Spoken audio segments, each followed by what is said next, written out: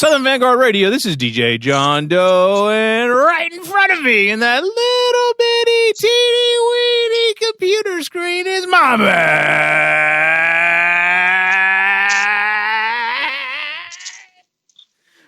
Cappuccino.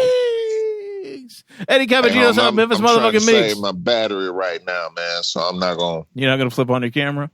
Yeah, I'm not going to bless y'all with my visual presence, your greatness, man. Yeah, I know. I've been on Twitter today campaigning for us to get a show on MTV. I thought you were going to say you were just campaigning for, a presidential candidate or something. I was beginning to be a little worried. I'm not that brave. You got to be a damn fool to try to run for president right now. Now, what did of this country? Shit. Now, what did you say you were campaigning for? Man, I'm trying to get us a TV deal, man. It's going I feel like it's either going to be MTV, excuse me, or Revolt. Whoever cut the check first, man. I think we deserve it, man. It's time. All right. So I put a couple of reckless tweets out today, man. I think MTV should let us do Yo MTV Raps 2.0. I'm with it. That'd be dope. And if MTV drops the ball, I think Revolt should pick it up. You got to have your backup plan. Situation, man, for the world. Got to have your B plan, right? You got to have it, man. Got to have it. How was your weekend, dude? Man, my weekend was, you said you were tired. I talked to you this morning. I was like, you ready to do this thing tonight? Like, man, I'm tired. Well, we took little mama back to Albany yesterday. I was wondering if that's what was going on. Yeah, that was an all-day joint. And got out there and unloaded the truck by myself except for like one piece. And that's a recurring theme, Migs. When you take your kids to school and you pick them up, that's a recurring theme. Is that you're doing this by yourself? No, this is the third time. Yeah, this is the third time. So this is the beginning of her junior year, and wait, what? She's in her second apartment. Wait, this is her junior year? Yeah, she did dual enrollment her senior year in high school. Oh, so I didn't realize that. Yeah, she went to school with college credits. So she's starting up her junior year, finished up her summer internship with the Department of Defense. Oh, yeah, man. And killing it. Yeah, we moved her into her second apartment. She's got a 1-bedroom now. The roommate thing didn't work out for her. Oh, okay. All right. So she's dolo now. Yeah, she's doing her thing, man. So, all right, beautiful. Yeah, we did that all day yesterday. I got back last night about 1 a.m. It's a lot of work. A lot of work, man. So she is going back, like in-person classes. Yeah, Monday is the first day of class. It's virtual, but after that, they're going back on campus, going back in the classroom, man. I've been looking at the website, been watching the news for the past month or so, just waiting on something to happen to where she wouldn't have to do that, but it didn't work out. But I also figured out that this whole back to school thing and why people are protesting it and trying to make it happen is because the states and the schools themselves, they got to get their funding. Yeah. And if the schools aren't open, they don't get the funding. So, the school stance on it, we're going to use your kids as guinea pigs and fill up the classrooms and get this money first, and then we're going to shut it down. So they got to secure the bag. Gotcha. No matter the cost, you know what I mean? So, well, all the national media hype this past week with Paulding County High School here in Georgia, where the flick of social media, and the girl got suspended but then unsuspended. Yeah, so it's gotten to the point where they set up a whistleblower like phone number and website for the schools. Yeah, so get this, it dropped in the news tonight. I don't know if you've seen it. My wife told me, but there's 6 kids that have it and 3 teachers, and they're shutting down. They're shutting down the school for 2 days to sanitize. Right? I saw that. Yeah, man. I mean, what you expect when the hallways are crowded and ain't nobody got a mask on? It's fucking crazy, man. It's fucking crazy. And what's even crazier is how many other people got it from those 6 people, those 6 kids and those 4 teachers. Exactly. It's not over. Fucking wild. It's not over. Yeah, but anyway, all right. So that was a weekend, man. She's masked up and sanitizer and all that shit, right? You got it prepared, right? Yeah, she good. I mean, several masks. Hazmat suit? Nah, just we just that's not stylish. So okay. But mask, hand sanitizer. She don't like people anyway, so social distancing is. Oh, she's good with that. Yeah, she's good. So I wonder who she gets that from. Huh? I wonder who she gets that from. I have no idea. But yeah, man. On another note, man, I'm gonna do this for the interview and for the mix show tonight, man. Man, rest in peace. Shouts out go to Sean P. No doubt. Shouts out to Bernadette Price and Lil Sean Price. They had a celebration of life for him last night. That's right.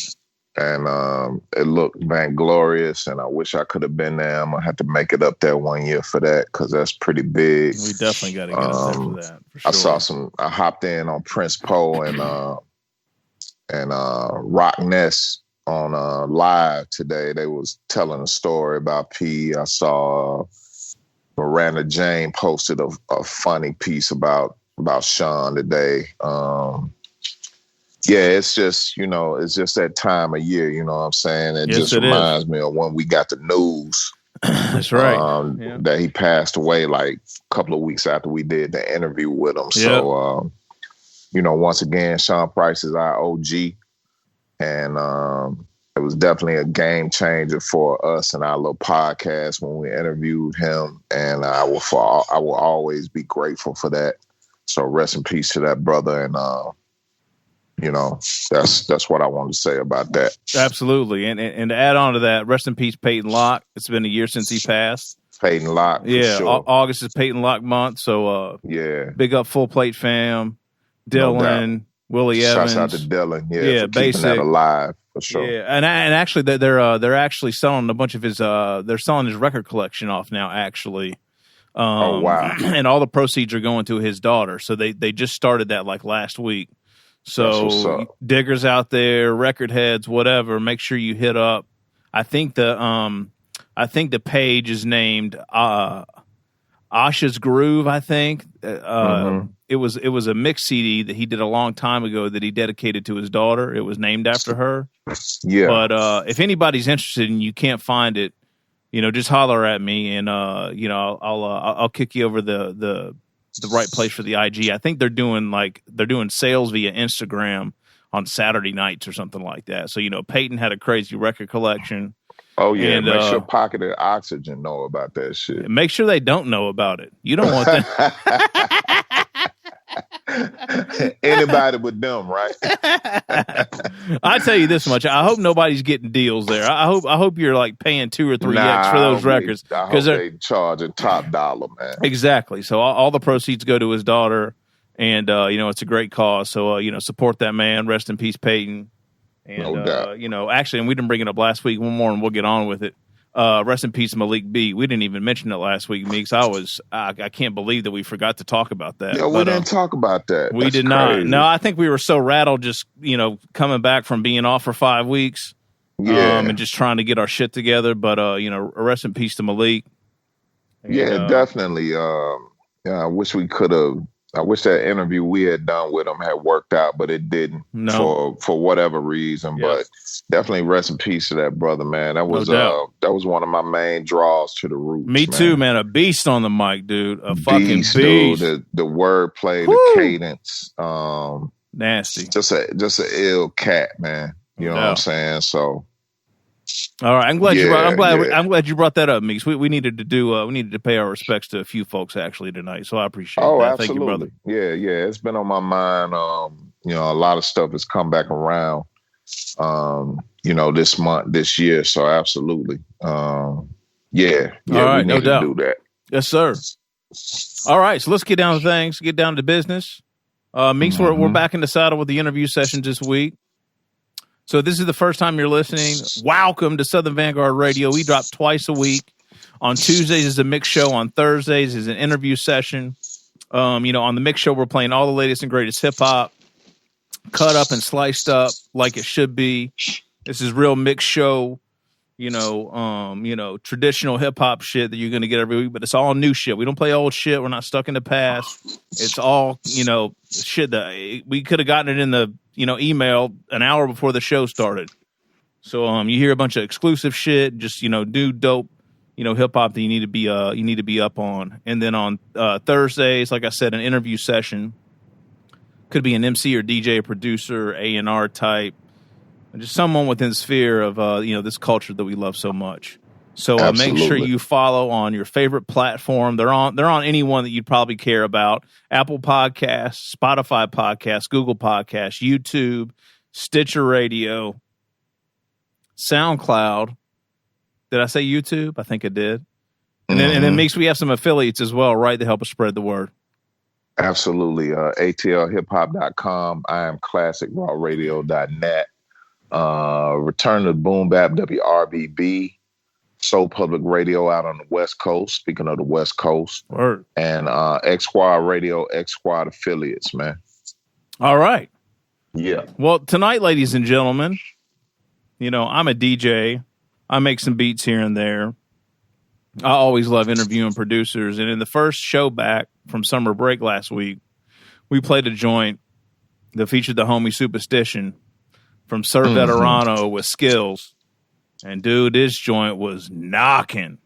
Yeah, and I mean, just crazy. And Meeks, is one of those things when you got some shit when like I mark up the whole album in Serato. Like if you give me an album and it's all yellows and greens, like every single track, that you got a winner. So that's what Veterano's album looks like. It's called The Gathering. And Supa kind of actually hit me to the record. Actually, I think I'd heard the joint with MC8 first, and then Supa was like, "Yo, you got to watch out for this, this shit. My homie Veterano's got a new album dropping, and man, this thing is a motherfucker." So I hollered at Supa, and he made the connect. So without any further ado, our first interview session back from summer break, the one and only SIR VETERANO. SIR VETERANO. What's up, going, fellas? How's it going? We're doing good, man. Getting slizzy. Yeah. Same here. Sunday night. Nothing wrong with that, man. Nothing wrong with that. Nothing at all, man. Yeah, Veterano, I told Meeks, I was like, "Are you going to like this guy?" I saw a big ball of Willet on his Instagram page. I was like, we're going to get along real well. Real well. Oh yeah, that's right. It's not that common that I could find other people that like to just sip bourbon straight. It's usually Jack Daniels, Jack and Coke, something like that. But someone that knows their bourbons, I mean, it's a friend of mine. You know what I mean? So it's all good. No doubt. Oh yeah, the homie John is straight out of Kentucky. Oh, so, shit. Okay. Yeah. So I could learn a thing or two right now. Yeah, like you could if you tap my vein right now, you could squeeze out a little burp, like just a little, not too much. Yeah. Hell yeah. I keep telling them though, Kentucky, they got to watch their back, man. Tennessee just came on the scene with a major monster, man. Veterano, you had the Uncle Nearest yet? No, I haven't. Yeah, Uncle Nearest is out of Columbia, Tennessee, black owned. Nearest Green was the genius behind Jack Daniels. So black owned, black operated, virtually all black women operate the distillery right now. Yeah, that's right. It's dope. So if you get a chance, they got two versions of it. They got a black label. I think they got three versions. I think they got a black label, 100 proof whiskey. I think they got a green label rye and white label premium whiskey. They're all good. So yeah, if you get a chance, if you see that somewhere, pick it up, man. Check it out. Absolutely. No doubt. Sounds good. How'd you turn into a bourbon drinker, Veterano? What's that? How'd you turn into a bourbon drinker? Oh, just trying to get blasted. You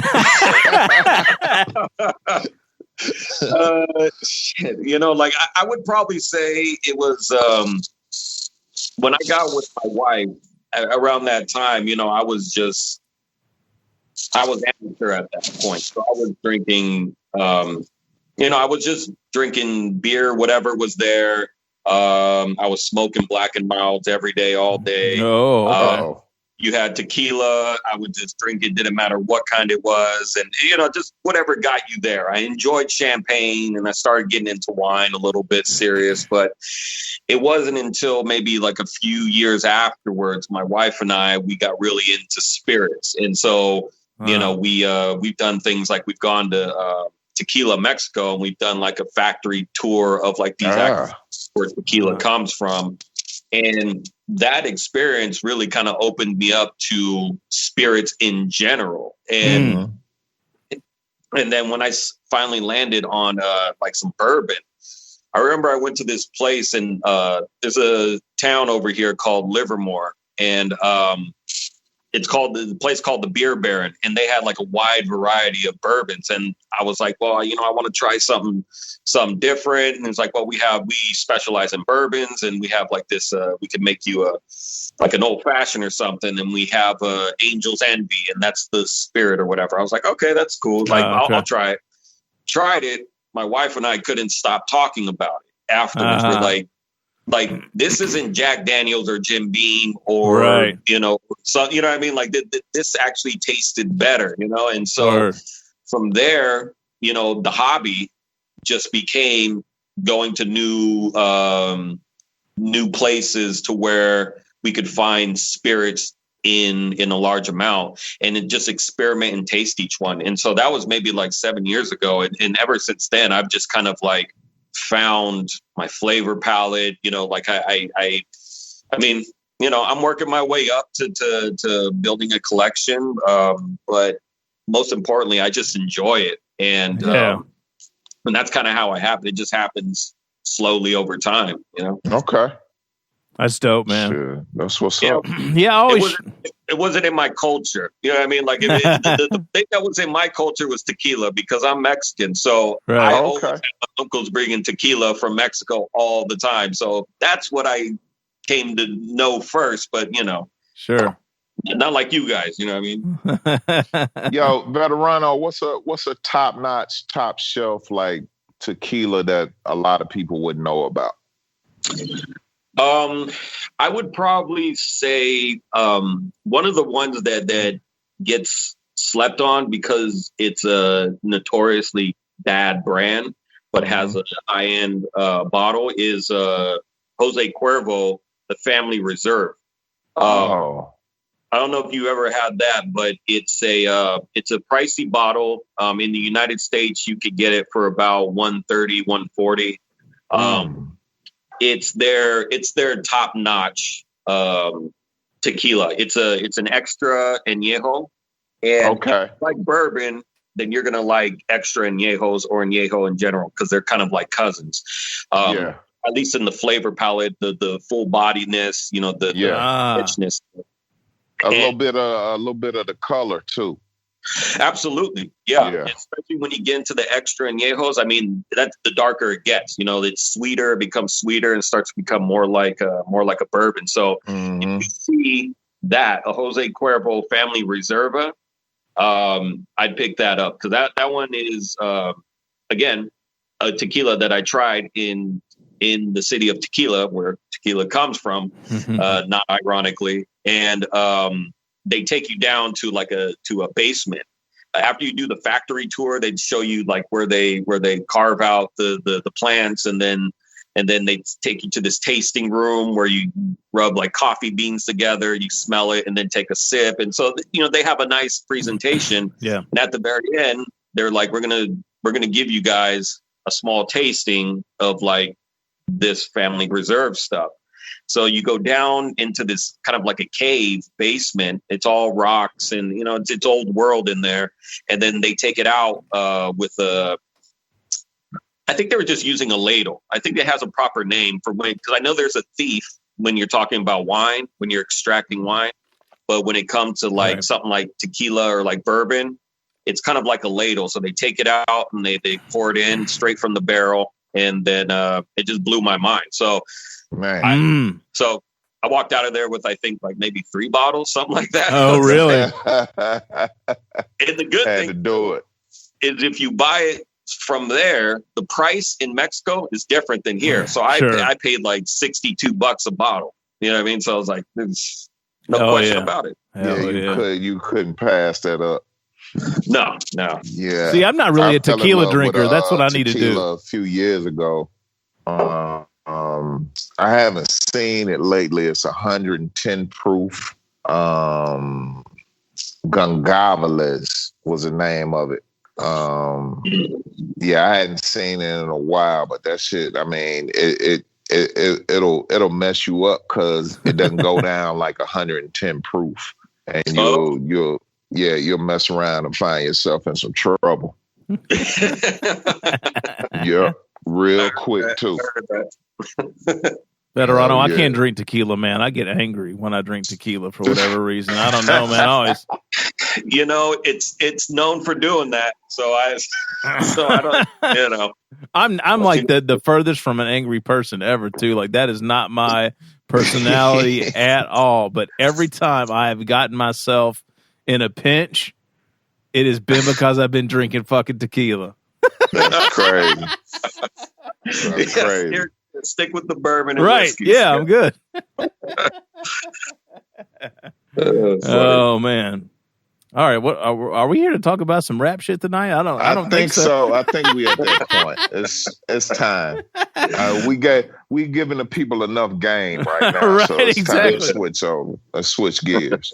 So, Veterano, tell us about this record, man. Let's just start there. I like to get into some history stuff too, but we always want to hear about the new stuff, and the album sounds incredible. I mean, the guest list. I mean, God, the features are nuts. So let's just hear it straight from you. Yeah. So, we could do the history a little bit afterwards, but the way that this album kind of came together is after having been on hiatus for a minute, I reached out to my manager and his business partner, which is actually his childhood friend. This is Walt Liquor, right? Yeah, Walt Liquor. Yeah. Okay. Yeah, that's Walt. Shouts out to Walt. Yeah, I got service from Walt with records back in the day doing college radio. I don't know him very well. He probably wouldn't remember me, but I definitely got records from Walt back in the day. So. Okay, yeah, that's no surprise. I mean, like he was Planet Asia's manager his entire career, right? Until I don't know how long ago that it wasn't needed anymore. Asia had already been up and running, and so Walt's like, okay, I did my part here. Yeah, right. But so we have Walt, who's my manager, and then Kwa, who's the label owner. And we had already known each other from some years back, and we were discussing doing something before. And it didn't work out. We had creative differences. I was doing something a little more experimental at that time, and they wanted, at least Kwa wanted something a little more hip hop driven. So we kind of just left it where it was. And then I reconnected with them because I had expressed to them that I wanted to make some more music again. I had been gone for maybe about like 8-9 years, something like that. Mm-hmm. So when I hit them up, I was just telling them, hey, I'm going to start working on music again. This was like in December of 2018.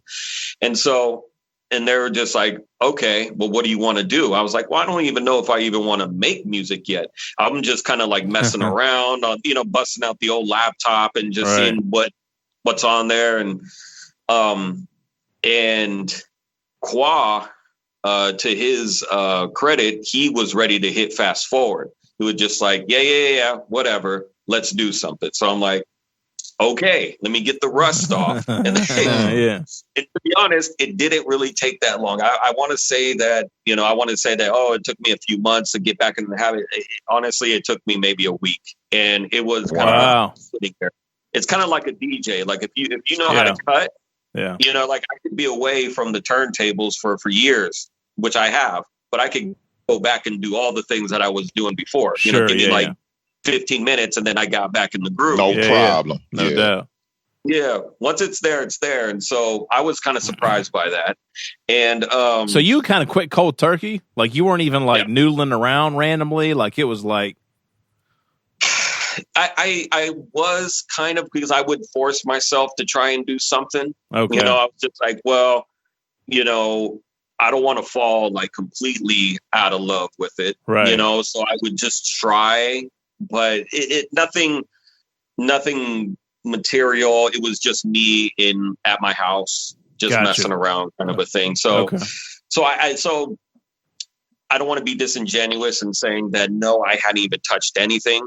But I mean, when 99% of your time between like 2012 to 2019, it has been not music. You know what I mean? So. But anyway, well, mentally, you've got to get your head in the right place, right? Like to actually, it's one thing to go through the movements of just doing it, but you've got to be in that headspace to create again.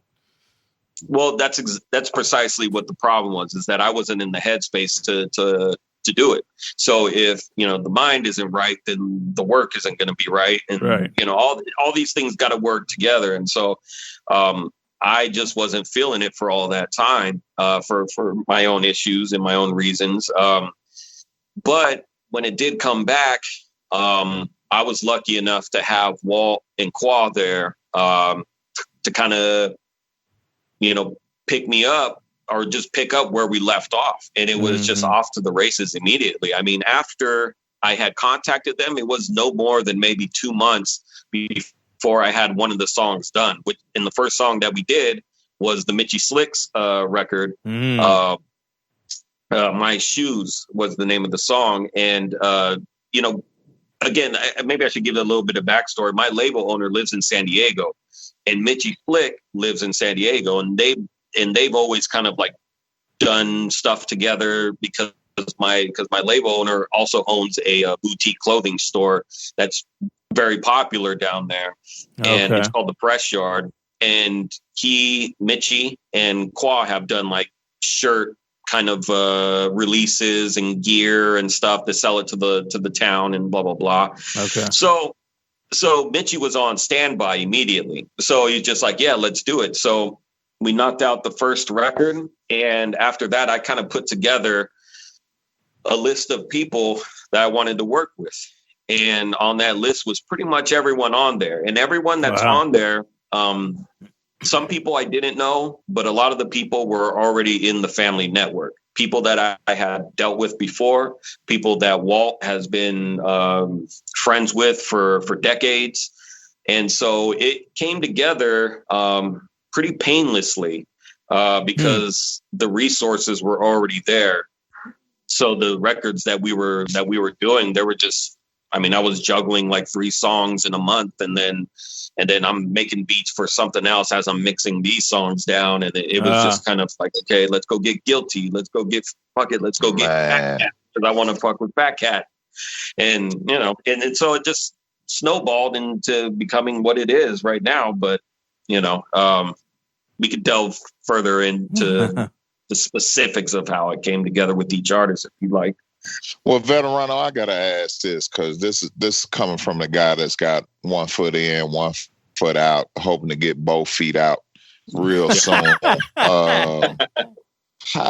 What was it that happened in 2018 that made you want to like jump back in like both feet? You know what I'm saying? Because it's just like, it's a different thing now. Like your history is long, you know what I'm saying? So it's like, it's a totally different monster now.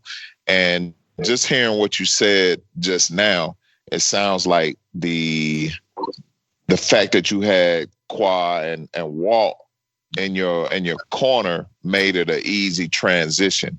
But what was it that ultimately made you want to go back in full-fledged?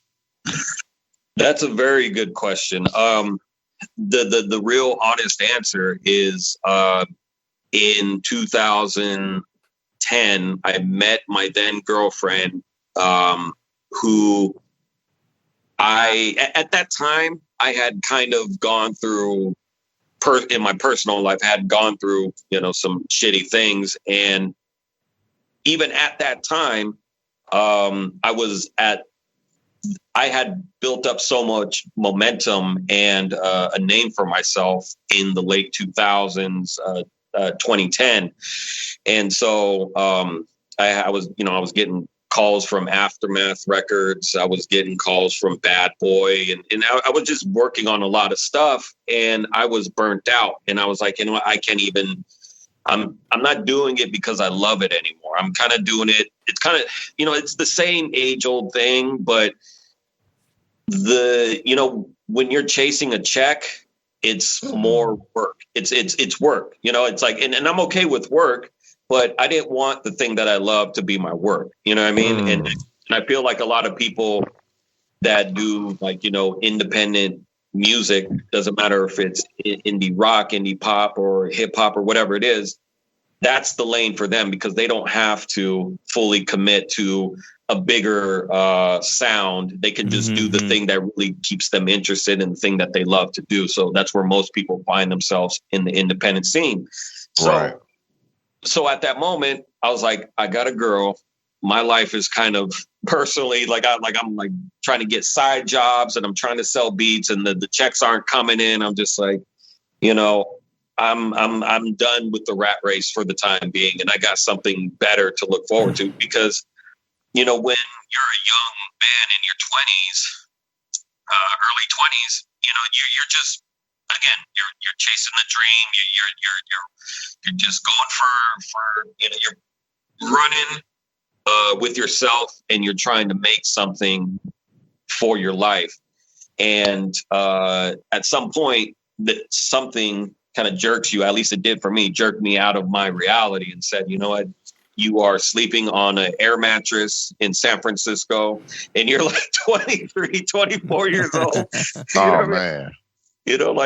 And you're trying to make it, and you're talking to the right people, but the checks aren't coming in because you still got to pay dues. And I was just like, you know what? I have this reason to get my life together. So mainly the real reason is that I wanted to focus on my future at that moment. I was just like, I can't do this anymore. I need to get, a proper running car. I need to have car insurance. And I got, I mean? Like I made that decision for myself because I had a reason to do it. If I hadn't met the person I'm married to right now, I probably would have just kept running with it, but I needed to get my shit together. So that's essentially what it was. And around, I want to say everything kind of just like, my life was settled probably like around 2016. 2016, I had purchased a house with my wife. I had, my wife and I have full-time jobs. We have good income. Everything was just syncing up right. And at that point, I was kind of like, okay, my headspace is there now, like the mind is right now. So now I could allow other things back into the fold. But before, I had to work my way to get myself stable for the future. And that's the real honest truth about it. It's like, I can't, I'm 36 now. I can't be chasing the dream, which, I love doing it. And I do everything I do what I love to do in the direction of where I want to go, but I can't rely on industry checks right now. You know what I mean? So for me at this point, this is all fun now.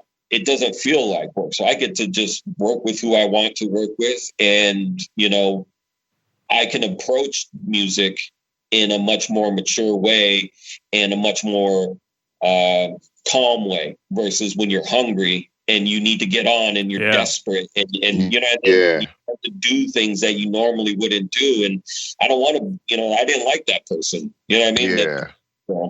That's really it. It takes some balls, man. Salute to you. It takes a lot of courage, man, to walk away from that shit because you were seemingly right there. But I think there are a lot of people that end up being in that spot and never get actually get over that hump, right? And it's a nasty game, man. That's for sure. No doubt. I think probably all three of us have, in some way, form, or fashion. I mean, it's happening right now. You're doing what you love. I'm doing what I love. You know what I mean? But we're all doing it because we love to do it. And it's brutal. It can be brutal, but you just keep plugging along as long as it's right. That's right. Oh yeah, this podcast is the reason why I want to get both feet out of the rap music thing because I've been doing this since I was a kid, and it's totally different now. Like totally. Like I don't even recognize it anymore. You know what I mean? It's just like I can't relate. You got songs like I just saw some shit today. Some shit that's out called "Wet Ass Pussy." Like who would make a song like that? And I come from an era where raunchiness was part of the game, but that's a level that I'm offended by it. You know what I mean? So it's like when you get to that point, it's just like, man, maybe I need to do something else, man. But while I mean, Veterano, I respect it. I respect you and your journey and everything like that, and definitely just looking over your history and your track record and stuff like that. I also want to know what it's like to have access to virtually anyone, but also, the top cats on the West Coast.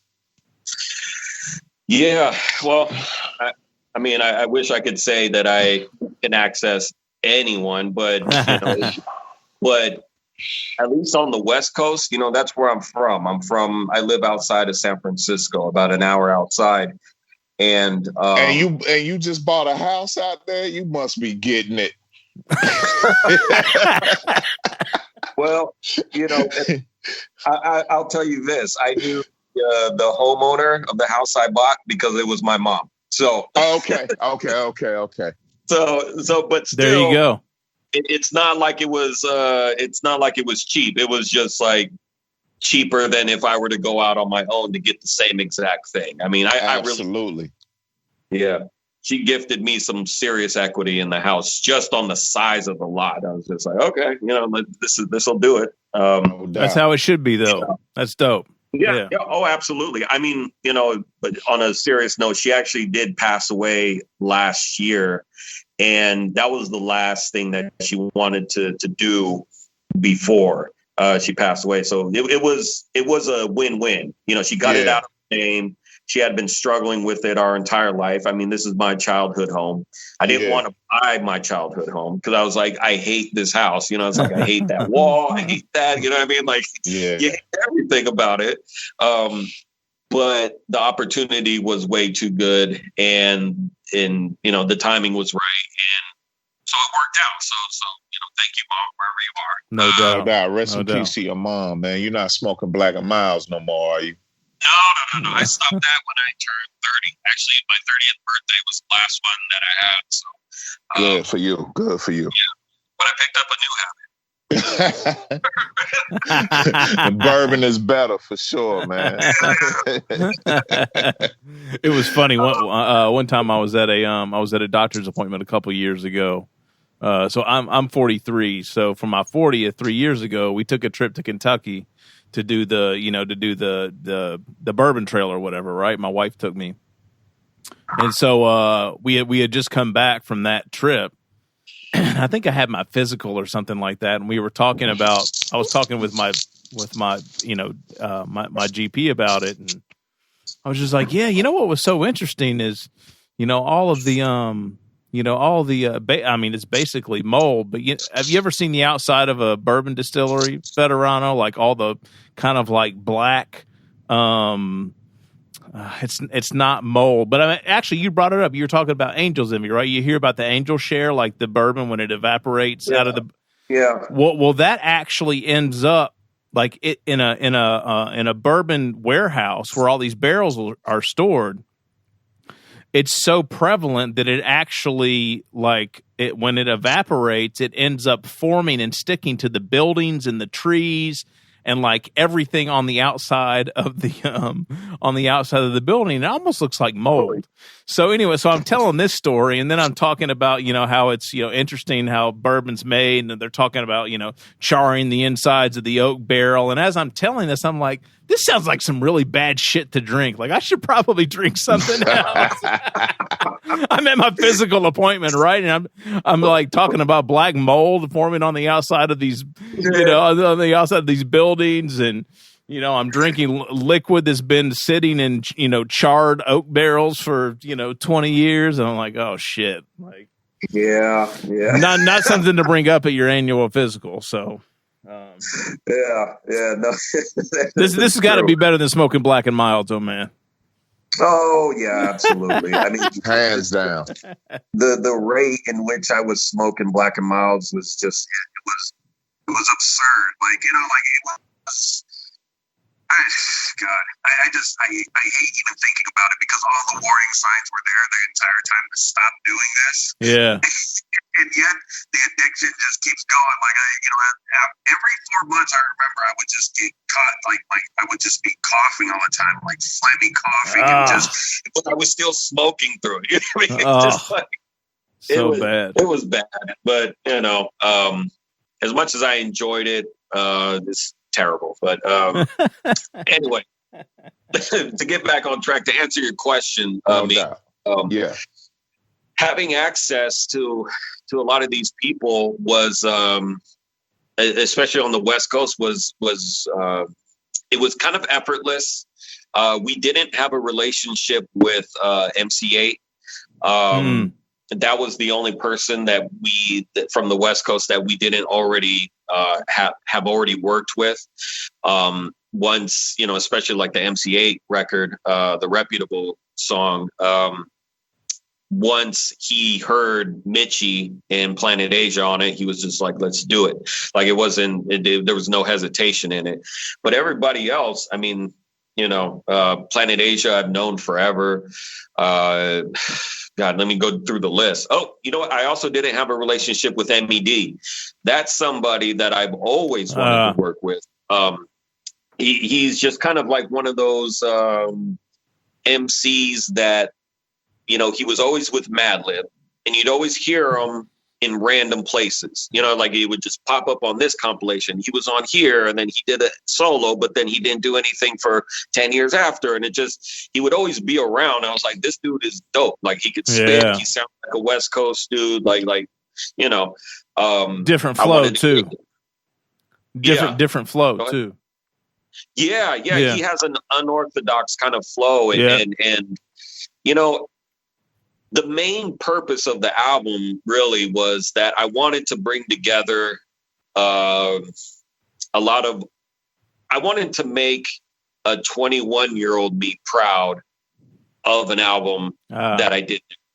You know what I mean? Right. Like, so it's not like all these people are, new cats. These are like OGs and sure. cemented in history, kind of in lyricism and hip hop. And so that's kind of what I wanted to do, like having been away for so long,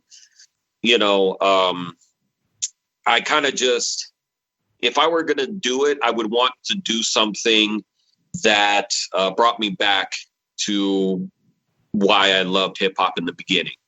Right. You know what I mean? Like it's the beats, it's the knock, it's the MCs, like I wanted to hear that gritty, hard shit. And there's a plethora of West Coast MCs that I believe deserve, as much shine as anybody else. And there's a lot of them out here. It's just, you know, sometimes they fade away. Sometimes it's kind of like, well, that's the West Coast dude. But, you know, I think they're all valid in their abilities. And that's kind of one of the things that I liked about it. It's kind of like, I almost want to, it's not the same, but I kind of think of like a Quentin Tarantino movie where he'll find somebody that's good at acting that you haven't really seen in a big way for a while. Mm-hmm. And not to say that, you know, none of these people are actually like,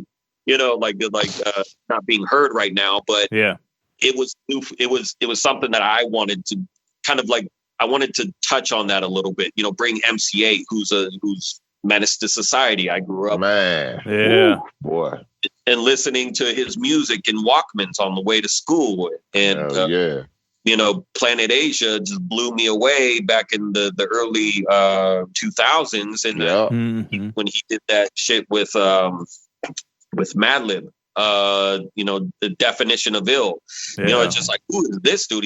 He's from Fresno, and that's like 2 hours from me. I was just like, this is fucking, you know what I mean? And Nebraska came out. And so, you know, there was a big West Coast surge around that time where you kind of learned about a lot of people. Mitchy Slick came in that wave in the 2000s with Strong Arm Steady and you know, those guys. So, you know, the main thing is that anybody that's on the album is somebody that I wanted to be on the album, whether from the West Coast or my guy Cam, well, Supastition. You know, that's his name, Cam. So I just call him Cam all the time. Yeah. And fucking Guilty and PHAT KAT. I mean, everybody spits hard. You know, no doubt. Yeah, just spit hard, and that's what I needed. You know, I needed that from me as much as I want people to hear it out there. You know what I mean? It sounded like you just coming to knock people's heads off, man. Which is like that's what I like when I see like producer albums. Like personally, like I just want to hear. I mean, every record on there could be a single, right? Like I really think that it could be, just because it sounds so big. You know, everyone's rapping their ass off, and it just sounds, you know, like you said, the beats are knocking, you know, bass lines, you know, everything. It sounds like, it sounds kind of monumental, man. I think that's why I like the record so much. Well, one of, so I saw one review. One guy said that the album starts like a 2x4 smacked across your face. You know what I mean? Like when you have, you know, RAS KASS and Bishop on there. Oh God. And you know, I think for my own self as well, I love beats that don't have prevalent drums in them. Mm-hmm. But I feel like as I was like kind of like prepping myself to make this album, I was hearing a lot of the soundscape these days is stuff without heavy drums. Yeah. Obviously there's drums and all kinds of, but stuff that, you know, I was listening to stuff like West Side Gun. Like I didn't even know who he was until like I started making this album. I was like, okay, you know, like this dude's dope and, you know, these other guys. But there's a lot of stuff without drums. And my, you know, what am I trying to say? I like to hear what people are doing and then just do the exact opposite just because I don't want to do what they're doing. You know what I mean? Even if it felt to my detrimental, you know, I just have that in me to be a kind of dick about things, I guess. So to be clear, you don't really care for the beat without drum wave that's going on right now. No. I like it because there's there's 2 beats on my album that are like that. You know, the Planet Asia song is like that, and my manager, who also goes by 427, he had the last song on the album. You know, that doesn't have any like drums on there. No, what I'm saying is I like it, but I also wanted to, because I was listening to that in my personal life, I wanted to do the opposite of that. I wanted to bring back that old, you know, KRS-One kind of drum smacking. You know what I mean? It just like, you know, I needed that spirit for myself while at the same time appreciating songs that, you know, don't necessarily have prevalent drums. I mean, I've been doing that kind of stuff forever, you know, just run the loop. It sounds dope as fuck, you know, but I can't do a whole album like that. I gotta bring it back to sound bombing too and shit, you know, where that shit is just hit the whole way. No doubt. What's up with the intro, man? The intro's fucking hilarious. So, do you know that? Well, I don't know if anyone could figure it out, but that's Bishop Lamont. I was going to ask you if it sounded like him. Yeah. So you know, the name of the album, I was talking to a friend about what it was going to be. And I was like, okay, so I got this person, this person's on it. And he was and we didn't have a name for it yet. He was just like, okay, so you're kind of putting a bunch of people together from like different places around the country. And so I'm like, yeah, it's kind of like a gathering of all these MCs. And I was like, okay, that's not a bad name. Let me mess with that a little bit. And so when I got the gathering, and then I put it together with the reason why I even did the album, which was to kind of bring back the spirit of just gutter hard shit. So then I was kind of like, well, it's kind of like I don't know if you saw in my bio, but I said that I felt like I had been locked away in a coffin for all these years, and I'm just getting out of it and walking around town and kind of just like, okay, let me get all the goons back, you know, like a monster squad or some shit like that. So that's why the hand's coming up out of the whatever with all the cables and guts and shit, I guess. Which, by the way, that's my arm. Those are cable. Those are my records. They don't really look like records after they got, you know, filtered out. But so I always had an image of an hand coming out of some records. And so I was just like, you know what, this all perfectly ties in together. And so then Bishop is kind of, in my opinion, he does interludes and commentary better than any other rapper. His skits are crazy. To his album, I mean, his intros are just so animated, so movie-like and funny, you know. And I pitched it to him. I was just like, why don't you do one of your intros for this album? And he was just like, okay, so what do you want to do? I was like, well, he told me, here's a funny story, actually, something to chew on. He told me that when he was signed with Dre, that they were at his mansion and then everyone had left. And Dre busted out a Ouija board and they were going to contact dead rappers. And I don't want to give too many details of who that was, but they want to contact like dead rappers. And so they're messing around on a Ouija board and they were drunk and just like get around. So if you could imagine Dr. Dre with the Ouija board pushing that shit around. It's hell no. Oh, that's fucking classic. He'll be pulling out a Ouija board to contact them dead presidents when his wife get this settlement. That's what he gonna be doing. Yeah, but for real. Yeah. There was like no prenup on that, huh? Nah, well, there was one, but the story is she said they got into a beef about it and he tore it up. But now he's like, I never did that. And the prenup is always intact. So that shit's gonna be interesting to see. But I know in the state of California, the woman pretty much always wins 10 times out of 10. So yeah, Dre might be back to sleeping on his buddy's couches in Compton. I don't know.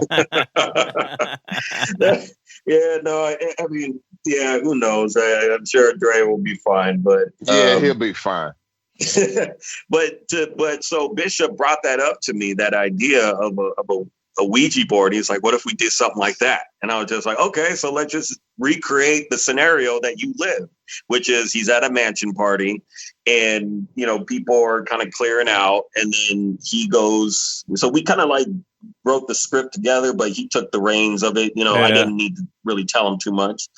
And so, so then he just knocked it out of the park. I gave him a soundscape.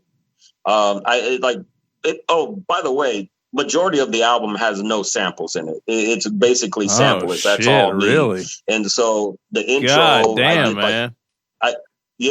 So I did like this kind of, you know, eerie, kind of haunting music in the beginning. And Hugh did, as he called me, he called me after. He's like, I did a one take Jake, man. Like it was done. Really? So he said it. Yeah. He did it one shot and that was it. And so then I just went ahead and added the bells and whistles with the door creaks and all that shit. And so that's kind of like, so when you're listening to the intro of the album, that kind of sets it up for the rest of the album. It's kind of like it all ties in. It's like me coming out of my coffin. Right. He's summoning all these MCs, and that's how it kind of came together. So, you know, I love Bishop for it too, because he didn't want to.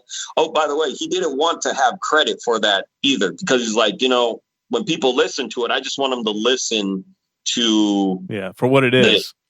For what it is. He's like, I don't want it to be like featuring Bishop Lamont. He just wants it to just be what it is. And so to his credit and his humbleness, he was down with that. And then that's the intro. Yeah, Bishop's a real dude. We had him on the show. What was the last full length that he had dropped? The one that was all the crazy letters, like, and it stood for "It's about fucking time this album came out." God damn it! Or like, I can't remember what the name of the record was. You remember that, Meeks, when we interviewed him? God. Yeah. I know what it is. I mean, not Reformation, but it's like something. No. Yeah, it was basically that, but it had some sort of subtitle to it. But anyway, when we were trying to make that happen, we have been somehow we had gotten like. I was talking to a manager or somebody or a label, something. It was really difficult to get this thing scheduled, and somehow I caught him on email or Twitter or something at the right time.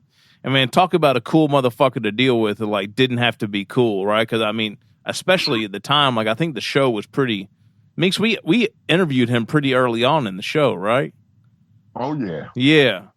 Like that was like year 2 or something. Yeah, like it that, was real. It was really early, and I mean, like we didn't really have much of a rep as far as this shit goes. And you know, he gave me his mobile and was just a real cool dude. So I fuck with Bishop, man. Other than his music being incredible, I just like hearing stories like that.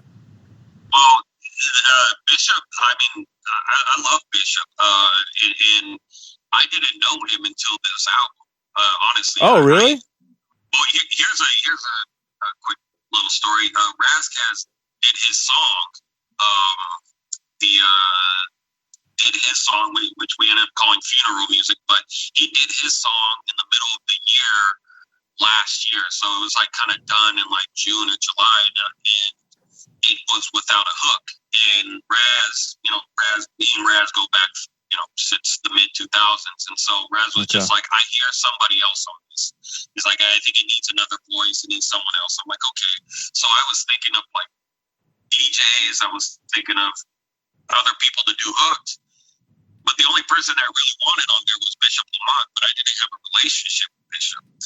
And so I reached out to RAS. I was like, can you plug me with Bishop? Like, I want to get him on this thing. Yeah. And I reached out to him. RAS reached out to him and said that he said that he told Bishop that I was really the homie, and it wasn't like just some dude that was trying to get him. And so I hit him up, and it was all love immediately, which is like, yeah, whatever you want to do, And he had lost a friend recently, Dave New York. Oh yeah, rest in peace, Dave. Yeah. Yeah, he took that really hard. He was really close with him, and so that was literally the last thing that needed to happen for the album. And he was just going through some things emotionally about it, obviously. And so I was just like, you know what? I was like, you take all the time that you need. I don't give a shit about a deadline about when this album gets done, but I want you to be a part of it, but let's do it when it's right. And I kind of it was kind of touch and go for about a month, and then he started to feel better about, just everything. And so he's like, okay. So I had this idea of just saying fuck everybody and fuck everything. So it's just like, hell no. I was like, okay, all right. So he's, maybe he was channeling some of that energy of what just happened, in his personal life. And he was like, yeah, I got the song, this hook idea. And then he sent it to me. I was just like, okay, this is what we're going to do. And maybe to his credit, that may have been the reason why I started the album that way, because it was just like, it also kind of played into how I was feeling. It was kind of like, man, just like I wanted some really aggressive shit to start off the album. So he came in perfectly at the last moment, laid down that hook, and then we did the intro. And now Bishop and I I got some stuff on his album. We're actually working on a project together. Oh, word. Okay, dope. Yeah, so we're building a lot. I talk to him all the time now. So he's a good dude. You talk about a good dude who's been through some shit in this business, and he maintains kind of like a good spirit. You know what I mean? Like he's just he's the ideal rapper. He's lyrical. He can talk to you. He's like he's a good guy. Yeah. I love him. Yeah. What's up? Yeah, he gave us some good perspective, Meeks. You remember that? Like he was. At one point, I think we were talking about why we started the show, which was just like literally just to have fun again with this rap shit, with this hip hop shit. And he basically said the same thing. He's like, yeah, man. He's like, it doesn't matter what you do, when you do it, who hears it. Like, he's like, just do it. Just do it just to be creative and like just to get that out of your system. He's like, you've got to do it, No doubt. Yeah. That's exactly right. Veterano, what's your weapon of choice these days? Since you've been back, back on it full time, did you change up like software or equipment from when you originally started, or did you just go back with the usual? I went back with what I know. I use FL Studio for others. It's Fruity Loops. It's really come a long way, that program. I used to work, on drum machines and keyboards and synths and tie it all together into a digital mixer and, all that shit. But, at some point back in the days, I kind of just attached myself to Fruity Loops back in the early 2000s when everyone was kind of switching over to that. People were recording on Acid. We're recording on, people use Cubase. People were using Reason. That was the big program back then. And then Pro Tools got on the scene, and then that took over. Excuse me. And so Fruity Loops and just a shit ton of plugins and my MIDI keyboard. Those are my weapons of choice. I have a homie who, I buy programs myself, but I have hold on. Let me pull that back. I purchase everything and everything. and you ain't bought shit. Yeah. So, I spend a lot of money on programs. That's exactly how it happens. Hey, that's all right. You talking to a software pirate, and it's not me. Veterano, if you're all sample, if you're sample free on this last album, man, you might need to get in this fucking sound game, dude. Hell yeah. Damn. Well, so back in the days, do you guys know who Frank Dukes is? Oh yeah. His shit's Kingsway or something, right? And then the name of it. Yeah. So Frank Dukes and I, we go back a long way, and he and I were coming up together, and we had we were selling drum kits back in the day. Oh, really? And yeah, this was like in the mid 2000s. We both, you know, had ideas of doing it. And so we kind of put it together, and we were selling drum kits to people that we were fucking with on like online forums and stuff. And so I was making a little bit of money doing that. But, you know, that's obviously that's different than synths and all that. But, you know, Frank Dukes, he kind of took that an extra step. And I remember he told me, he's like, there's this dude in Canada who, he was like, you know, you heard that Drake song that came out. Now I'm blanking on what it was, but there's a dude, a musician in Canada, and he was making original compositions, and he was selling them or leasing them to producers. And one of those producers was like Boy Wonder. And he made a beat for Drake, and that ended up becoming a big hit. And he was like, I want to do something like that. Do you know any musicians? I was like, yeah, I could plug you with some people that I know. And he just kind of he just took that and ran with it, because now, you know, if anything that he's kind of composed, he gets production credit for, you know, so, you know, that's why he's on everything now. So, you know, he's a smart dude. But the album itself, though, pretty much non-sample.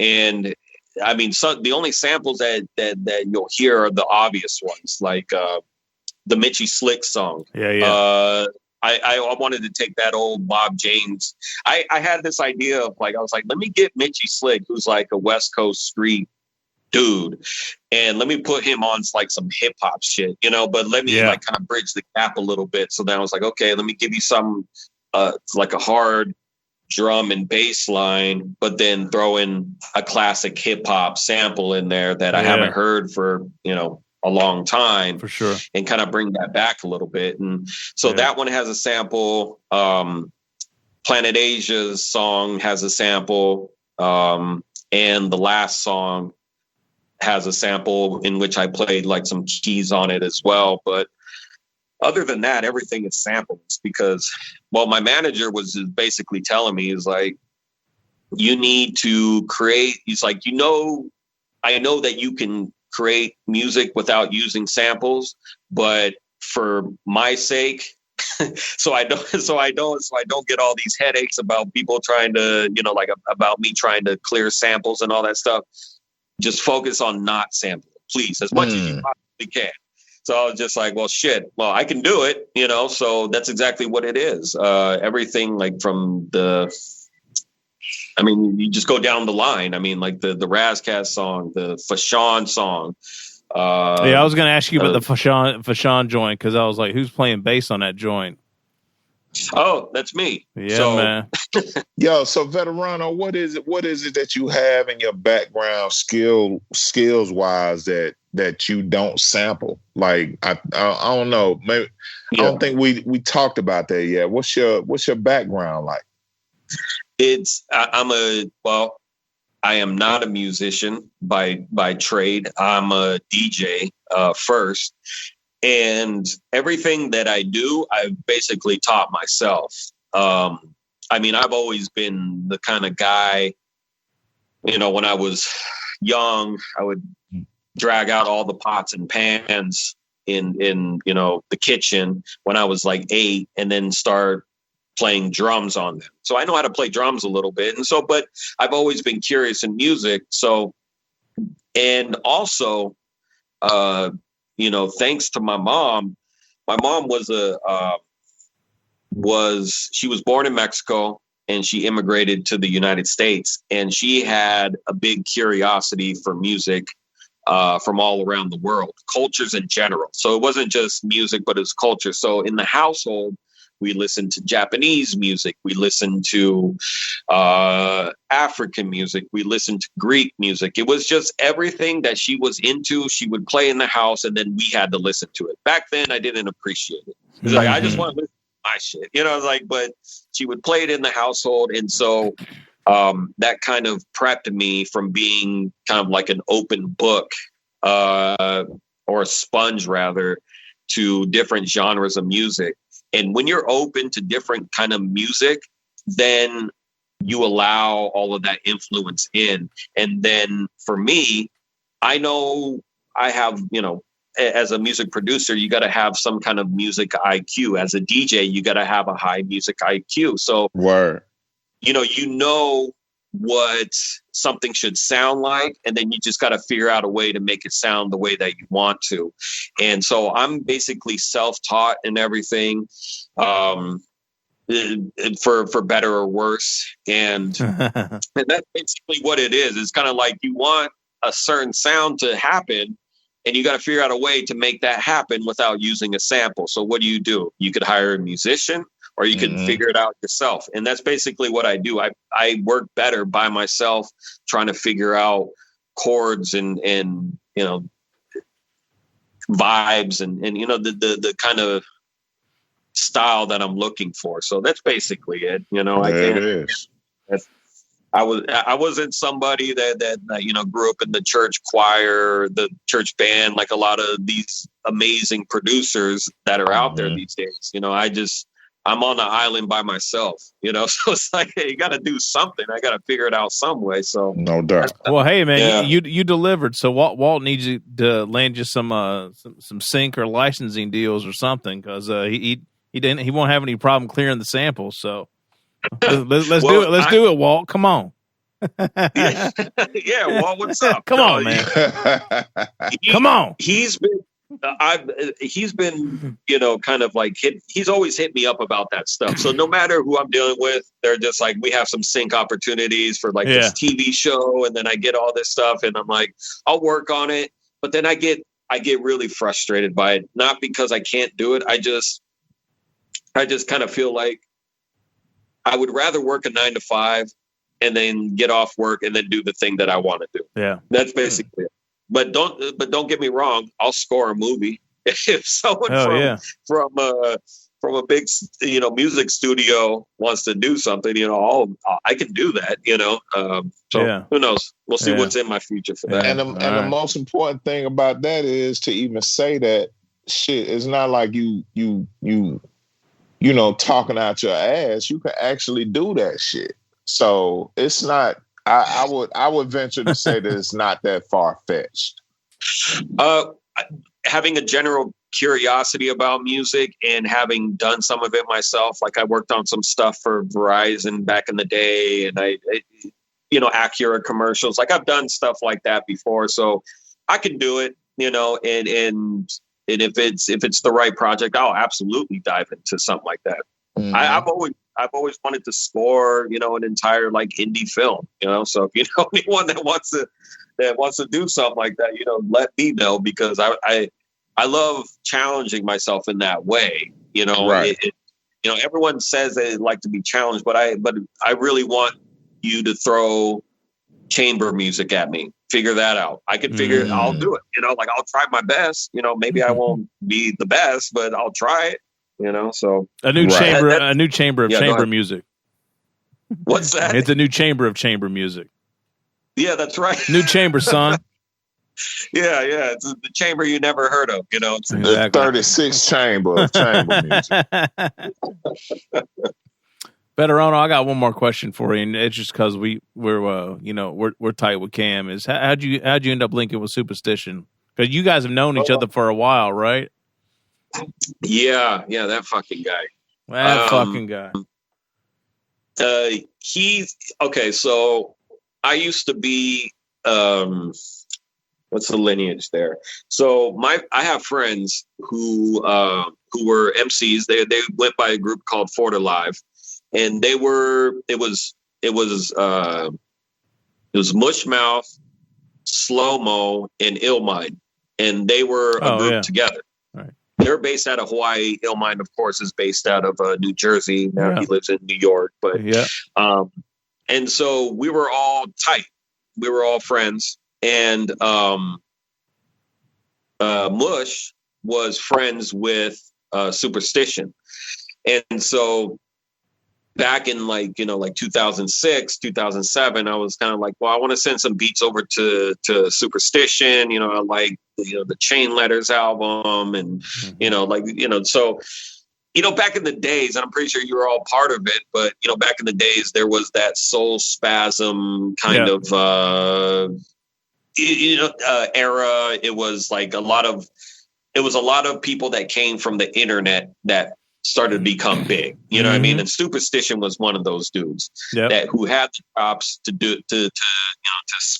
And so Mush was just like, yeah, I'll send this over to Super right now. And this was on AIM. I don't know if you guys remember AIM. Oh yeah, I remember AIM. I'm 43, bro. We know AIM. I think that's how Meeks and I first started chatting after we met one another. Meeks, you remember chatting on AIM?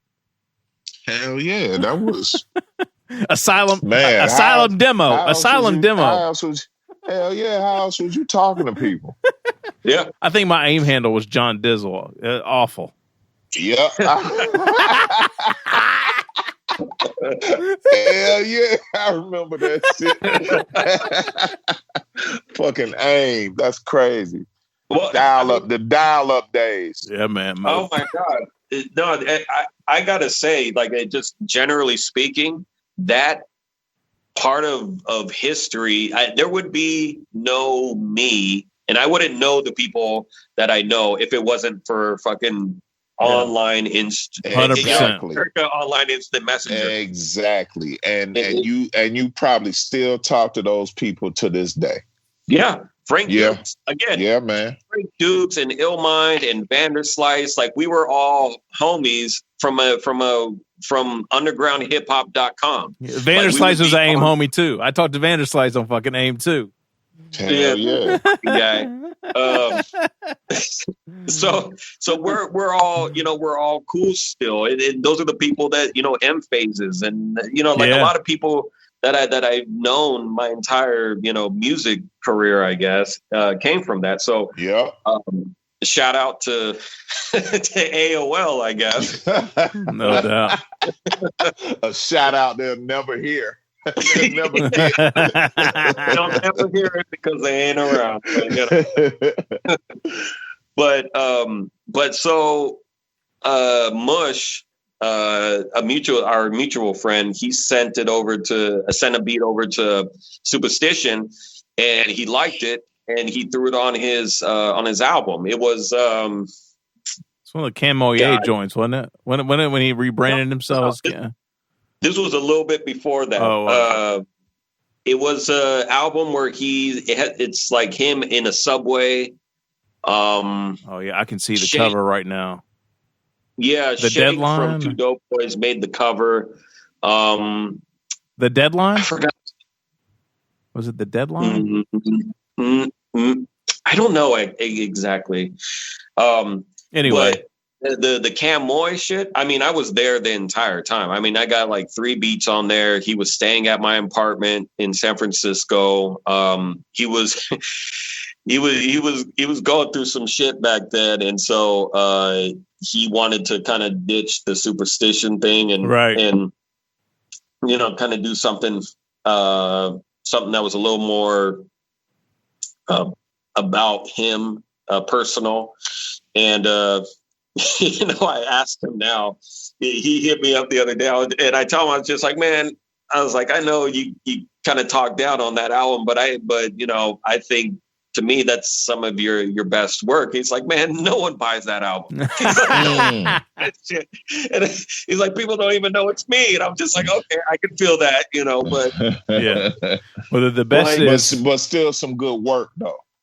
Yes. He ventured out, and I think I was kind of like the person on the shoulder, like, yeah, do something weird, do something straight, like do this, do that.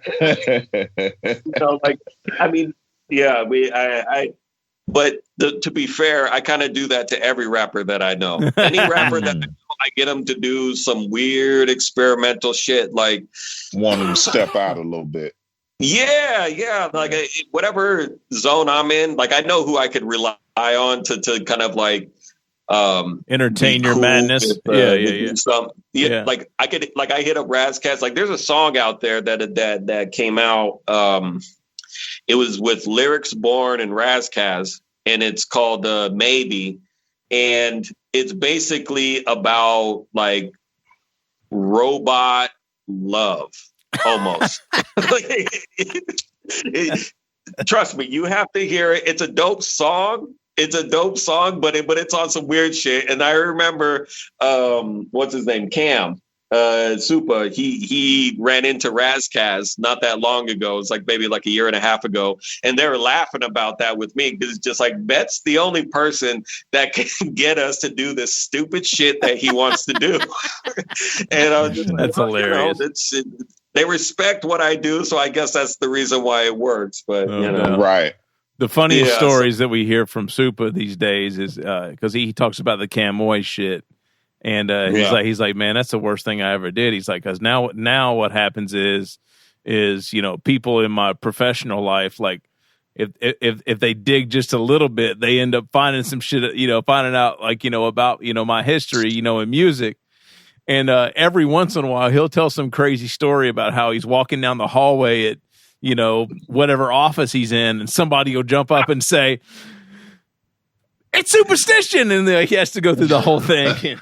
Oh, dude, it's hilarious. I remember he told me that shit that he was sitting in his fucking cubicle, and then some dude had on Pandora. And then he came up. He was just like, "Hey!" And then he told me later on that some of the 9-to-5s that he was working with was trying to get him to perform at like company picnics. Oh my god!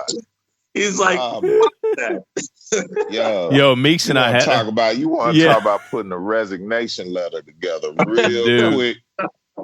Dude, Meeks and I had in a weird, super weird twist of fate, had a similar situation like that about 3 years ago. Meeks, you remember this shit? When them cats came to my office. Yeah. Don't say my company's name. But long story short, I get a call one day from one of my coworkers. So I work for a company. Their headquarters. I'm in technology sales, so their headquarters are on the West Coast. Basically, I'm in sales, so all the sales folks work from home. We work remotely. Yeah. So in Georgia, for example, there's like maybe 3 employees for the company that I work for, right? And they're all sales guys. So this particular salesperson who works on a different team than I do calls me one day, and we're like fairly tight just because we're local, and we end up being at events together and stuff like that. He's like, so John, he's like, I ran into one of your friends today. I was like, really? I was like, who'd you run into? He's like, well, I was at X and X company, and I was like, oh shit, he met Meeks. He's like, and I met this gentleman named Eddie Meeks. And I was like, really? He's like, yeah, it was so strange. He's like, it was me, and he was with his engineer. He's like, we get into an elevator, and this gentleman says, we had on our company shirts, and he said, oh, one of my friends works for that company. Well, if someone in Georgia in an elevator says, oh, one of my friends works for that company, that is a super weird thing to happen. So, right? Because there's only 3 of us, right? So, and you're in Atlanta, right? Yeah. So, Meeks, tell the rest of the story. You tell it so much better than I do. Oh man, it's just I at that point I was just spitting out random shit, like probably a whole bunch of shit that I didn't need to say. But I was like, yeah, we do music together and all that. They were like, John does music. Yeah, like, Veterano. No one at my work knows I do music. I gotta go. I gotta go to my office. There's a fire or something in my office. I was just like, I just fucked up. Oh, but dude, I'm thinking they got a kick out of it because it was hilarious to be able to go back and call John and be like, I know he was like, this some bullshit. I don't talk to anybody at work about like this part of my life, right, Veterano? Like, you mix. Yeah, I don't talk about any of this shit. And here's the exact reason I don't talk about any of it is because unless someone understands and knows the culture, they always, even when they're not being like, they're not trying to be mean or disrespectful, but they end up being mean or disrespectful or just do dumb shit every time they see me. So every time this motherfucker saw me, because he knew I was a DJ, every time he saw me, he'd like put his hand up to his ear and like do the fucking do the like. I'm so sorry. Every time. Homie, I apologize profusely again. I'm so sorry. Oh my God, that's hilarious. You know what's funny is one of my employees, because I'm a supervisor, he makes beats and they sound like shit. It sounds local. They just put it. It sounds local. And so at no point am I interested in telling him how local his beats are. Boy. Dude, you better tell you what I think about your beats. You know what I mean? Dude, you better hope and pray he does not find out about your alter ego.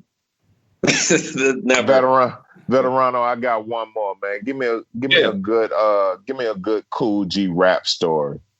G rap story.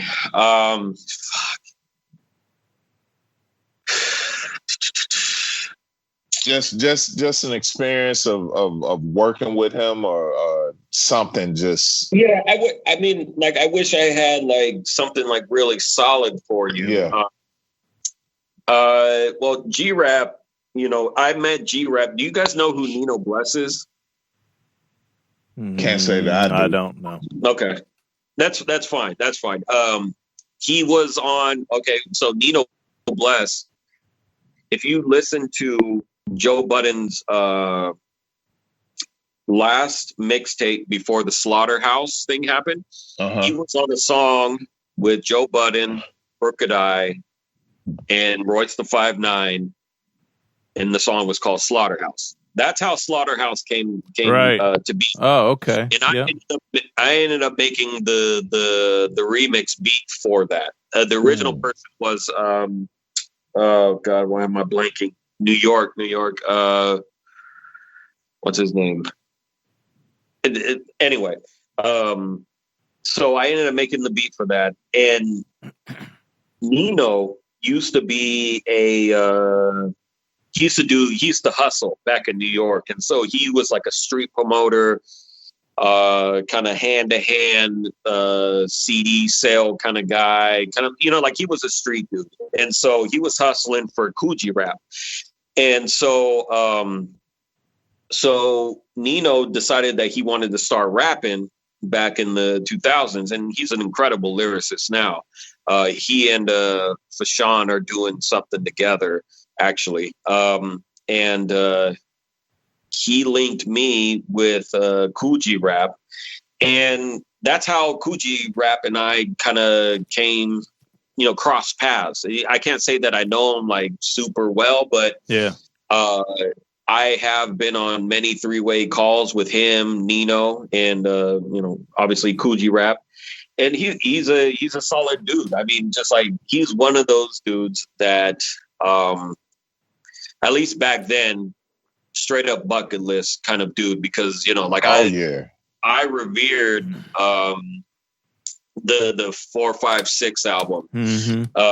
You know, like that's when I kind of like really came online to Coogee rap back in the 90s, and fucking even Papoose was on that album for God's sake. That's right. Yeah. Papoose has been around for a minute too. Yeah. And so, you MF know, yeah, G-Rap, he was living out in Connecticut, I think at the time. And so, you know, many phone calls with him, and, you know, he was just, you know, spitting game and just like this shit, that shit. And, you know, like, you know, you just hear the stories, and obviously I'm not going to divulge all these stories, and there's probably a lot more, you know, so, you know, but I mean, to be in the presence of a Kool G Rap is something crazy, you know, like he may not be a household name for everybody, but you know, he is for me, and he is for true lyricists and MCs. I mean, he started his own rhyme scheme. You know what I mean? Like, how many people can say that people echo that now? Yeah, absolutely. 100%. I mean, listen to that Griselda. Was it the Griselda album? It was G-Rap. The song, I think, is called G-Rap on there. And they're all rapping like Kool G Rap. You know what I mean? Yeah. Like, I mean, that's pretty incredible to leave that behind and to still just be fucking just as sharp today as he was back then. I mean, it's fucking crazy. That's why Nas didn't get on Def Jam. What are you talking about? Why do you say that? Russell Simmons heard Nas' demo, is like, that's G-Rap. Get that shit out of here. Oh, word? I hadn't heard that story. Yeah, I saw an interview with Russell Simmons. He said that out of his own mouth. He was like, that's Kool G Rap all day. Get that shit out of here. That's crazy. That is crazy. Yeah, to think about all the things that, you know, I mean, you know what's great about being in the music industry is that, you know, behind closed doors, you hear a lot of the truth of what has happened and things that could have happened, and songs that people were on that you never thought would have been together, and then the song just never came out. I mean, Jesus fuck. I mean, like, I remember. No. I'm gonna get my no. Part two. I'm gonna pull back. Part two. Hey, sir, excuse me, sir. We have a no pullback rule. Once you start, you have to go ahead and speak on it. But in most interviews, I'm also not this sauced up. Veterano, that's why we led with the bourbon. Yeah. We knew it'd get you there. Come on, man. The bourbon has crept in at this point, and that's usually a tactic that only happens when we live, homie. Right, I know, right? We never done it virtually. Had the virtual bourbon kick in. That's hilarious. Yeah, no, you know. Well, Veterano, what do you have coming up, man? I'll help you switch. I'll help you switch because we got to get on. We got to get to this fucking mix interview and play some of your joints. But I do want to hear if you could talk about anything that's coming up. I know you were talking about the shit with Bishop. I believe you're you have something new dropping. So this is going to drop on a Thursday. So you have something dropping this weekend, right? Absolutely. I have the instrumentals to The Gathering coming out. Yeah. It's dropping on Saturday. It was supposed to drop Friday, but we rescheduled it to Friday, or to Saturday rather. So the instrumentals from the album that you've heard are going to be coming out, and I'll tease this now, even though I'm in the middle of working on it. But we're doing a deluxe version of The Gathering. Oh, dope. Okay. So there's more to come. There's more to come, and it's coming very soon. So we're right in the middle of it. We're crossing T's and dotting I's, but we got more songs coming within the same vein of what you've already heard. And okay, dope. You know that's there's other things going on. I was actually I was putting some finishing touches on some songs that I'm doing with a particular artist. Right now, someone that's from the album, we're doing a whole solo album. And so there's a lot of work that's still happening right now behind the scenes. I don't want to tease too much because, things change, whatever. But sure, there's definitely going to be a deluxe coming pretty soon. And the instrumentals are going to be dropping this Saturday. I don't know what that is, August 15th. Saturday, so. The 15th. Yeah, the 15th.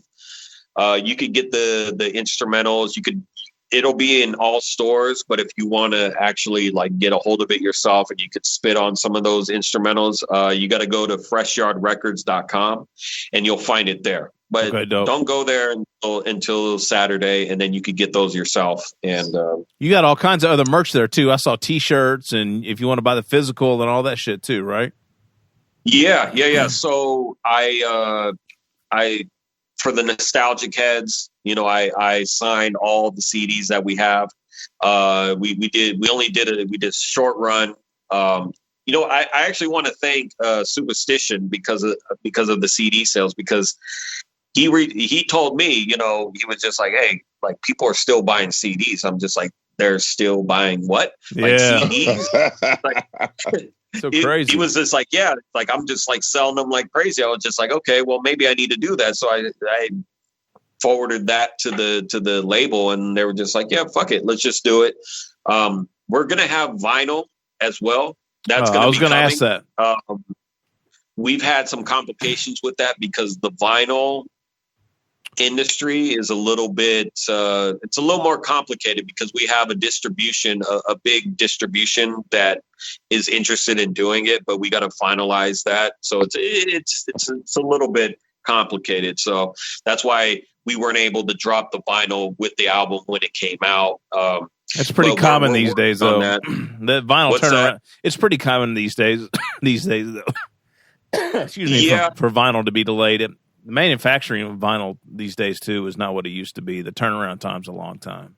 That's exactly right. That's precisely correct. That's just what it is. And so we're working within those parameters that we've been given. And so it's going to come, but at least with the album, we've decided to kind of reverse engineer this album, in that usually you kind of build up to the album release, but the new philosophy of releasing music is kind of like, you gonna have to keep hitting it for like a 6-month period. You need to be in people's ears all the time. So we did the reputable video, and that was before the pandemic. Right. We had videos set up everywhere and fucking directors everywhere, and then we just had to pull the plug on the whole fucking thing because of it. But we have a Murs. We have the Murs video. It's already been shot. Oh, dope. Yeah, it's fucking crazy. Dope record too. Yeah. Oh, thank you.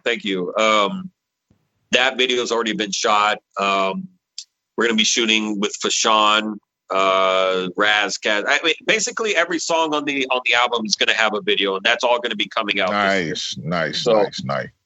So we're gonna basically ring it out for every last drop that it has, and kind of. That's a lot of work, man. Yeah, it is, and it's the new. You were speaking, Meeks, earlier about how things are different now than it was back then. Well, one of the things that's different now is how you market things, and a video for every joint is kind of necessary right now. It is, because it keeps you in the stratosphere all the time. It kind of reminds people, hey, I still exist. You know what I mean? Yeah. Like, here's another video, here's another this. And then you keep staying people. One of the things that was different back then than it is now is what was I gonna say? Branding.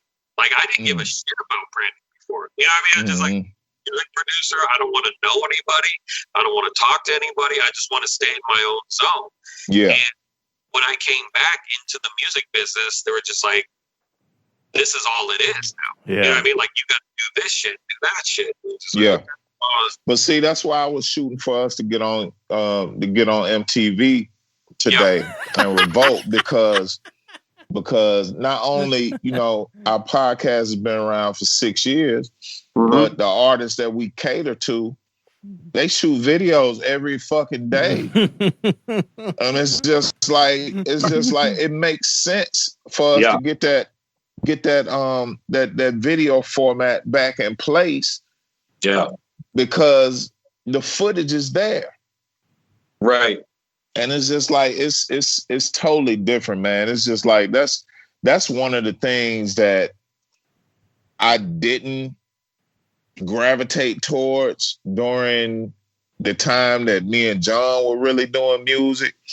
Man, videos will take damn near a lifetime to put together and edit and get the final product, and then you finally release it and don't nobody see this shit, and it's just like, yo, man, that's a complete waste of, just my opinion, that's a complete fucking waste of time.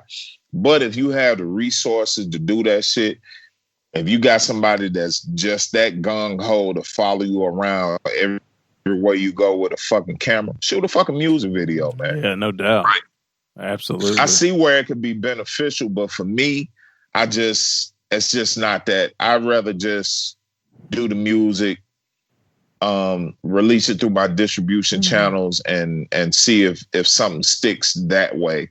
The music video shit, that's just. I mean, I see the importance of it, but for me, it's just like, wow, man, we put in a lot of work, and 82 people watch this motherfucker. Like, come on, man.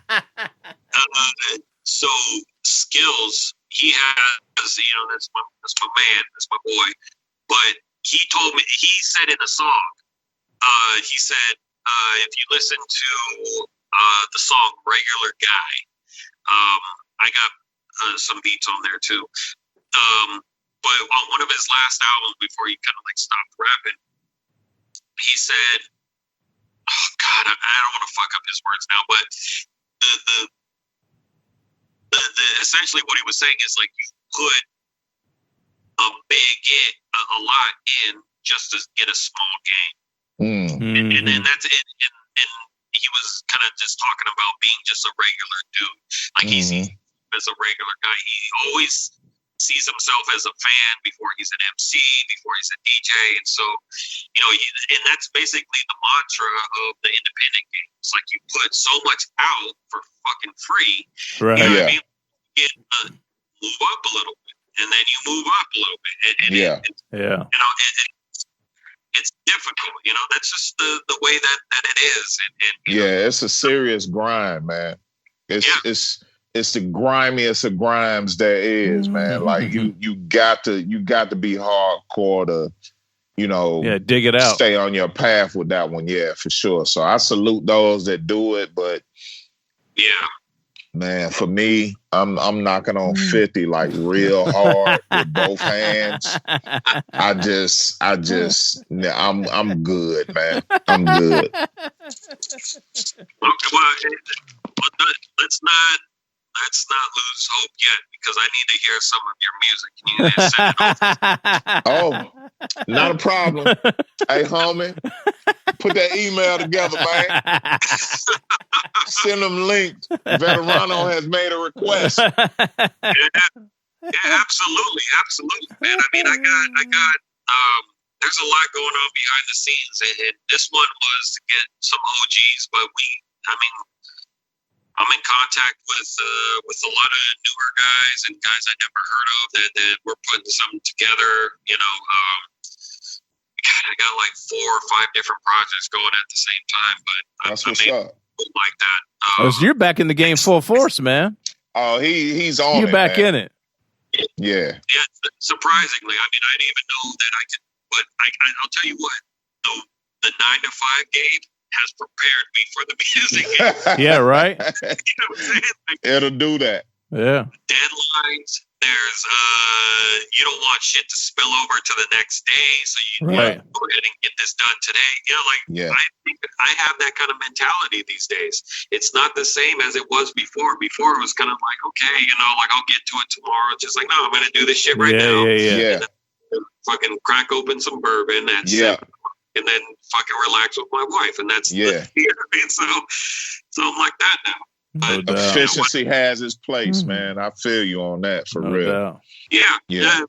What was it? I think it was Kiss. Gene Simmons. He said that he's something along the lines of "fuck inspiration. It's all about hard work." Like, no doubt. And I'll be honest. That's actually really true. I mean, sometimes you get inspired when you're around other people in the music studio, but for me, it's sitting down, routinely in doing something, and then you let your imagination start to go wherever it needs to go to get the job done. And to me, that's been the mantra. So that's some real shit. You know what I mean? No doubt.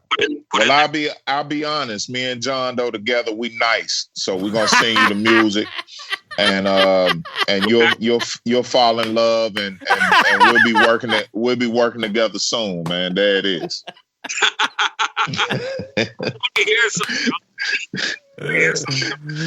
Oh shit! I want to hear some John Dizzle. Fucking John Dizzle. I cannot believe that shit. Hell yeah. That's some old shit.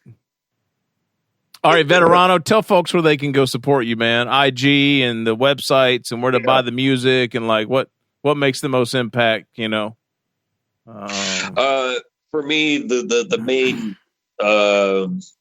main venue for social media is Instagram right now. My Instagram is just SIR VETERANO, SIRVETERANO. I am also on Twitter. I do check that regularly, but it's not popping over there. But you could come by and hit me up and say something. That's also at SIR VETERANO.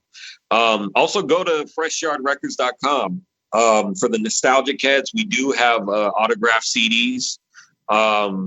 And we do have vinyl coming. So, at this point, you could find it everywhere. You could find my album everywhere. SIR VETERANO, The Gathering.